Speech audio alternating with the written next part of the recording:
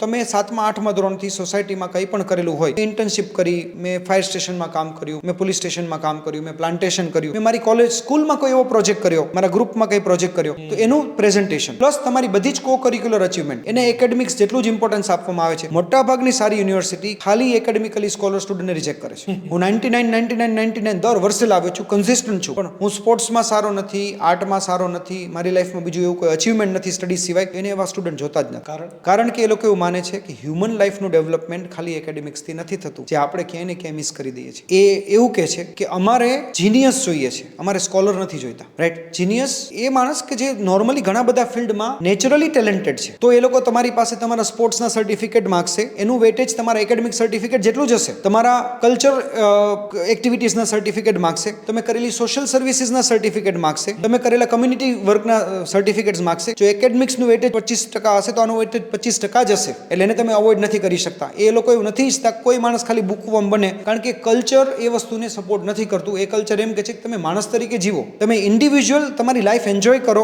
જો તમે ખાલી એક જ બુકમાં પડ્યા રહેશો, તમે લાઈફ શું એન્જોય કરશો? અને તમે તમારી જાતને બેલેન્સ દરેક વસ્તુમાં ડાયવર્ટ કરો. જો તમે 12 કલાક એકેડેમિક્સમાં આપ્યા છે, તમે રિઝલ્ટ લાવવાના જ છો, એ નથી જોઈતું અમારે. તમે એકેડેમિક્સ સાથે સ્પોર્ટ્સ કર્યું અને રિઝલ્ટ લાવ્યા તો બરાબર છે. તમે એની સાથે કમ્યુનિટી સર્વિસ કરી અને રિઝલ્ટ લાવ્યા તો બરાબર છે. કારણ કે જો તમે સોસાયટીને નથી સમજતા, માણસોને નથી સમજતા, તમારામાં ફિઝિકલ એબિલિટીઝ નથી, તમે ભણીને સોસાયટીને આપશો શું? સો આ રીઝન છે કે એ લોકો એ વસ્તુને એકેડેમિક્સ જેટલી જ પ્રાયોરિટી આપે છે.